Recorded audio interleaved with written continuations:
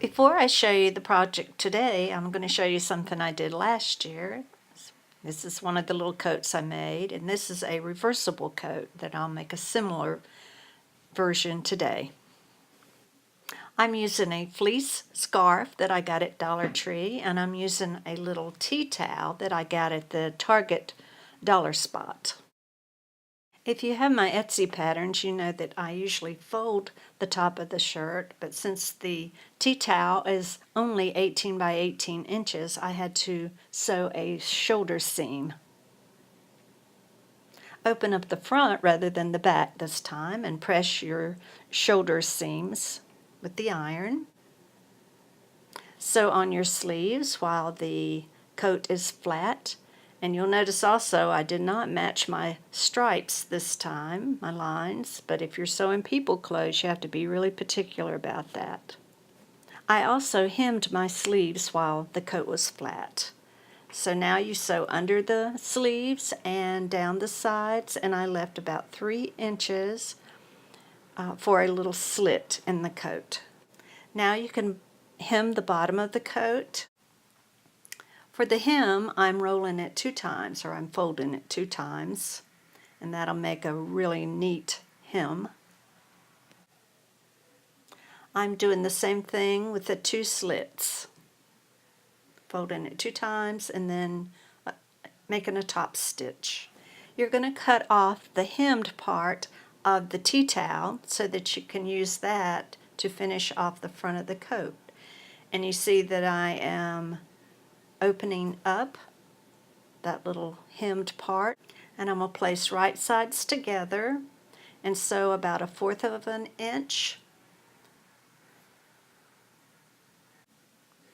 I'm also going to put that folded edging onto the neckline, and always remember to clip your curves. This is what it looks like after you've sewn the finished edge onto the front and neckline of your coat. And I turned it and gave it a good press with my iron, and then I used hand stitching to attach the finished edge to the back or the wrong side of the fabric. I actually like the tea towel better. It has a smaller print. This is the scarf I'm going to use for the second coat, and its print is just a little bit wider. You start by cropping the top of the t-shirt pattern, and then you sew under the sleeves and down the side. You have plenty of fabric, so you can fold it this time rather than making a shoulder seam. I also cut a V-neck this time. Don't forget to make that little clip right under the armpit and open up the front of your coat. I've sewn 2 pieces of the scarf together, and this time I paid closer attention to matching my stripes. I just place a pin where the stripe starts. Then you cut your desired length. I like coats that come above the knee on my dolls.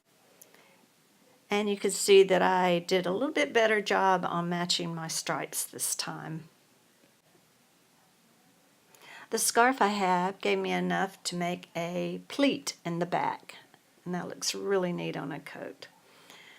And you just kind of have to make it make sense. If you have anything with a box pleat in it, you just take a look at it and you see that you just fold it into the seam, and there's the bottom of it.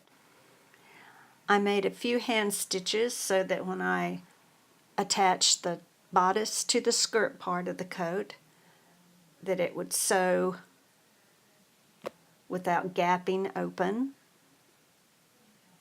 I did almost 1/2 of an inch when I attached the top to the bottom. Take it to the ironing board and press the seam down, and then you're going to put a top stitch, and that'll also make it look really neat. There's my top stitch, and there's the little pleat in the back. And you really don't have to do a lot to fleece. You don't even have to hem it. I am going to put one hem right there in the front. I'm also going to leave the sleeve short this time and put a sweater underneath. I'll add a scarf and some leggings.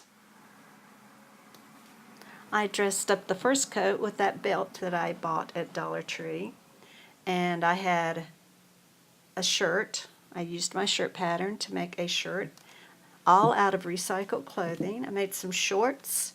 I used socks to make these little leggings with a waffled edge. That could be a future video.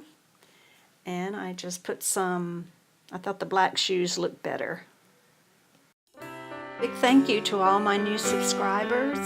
Thanks so much for watching.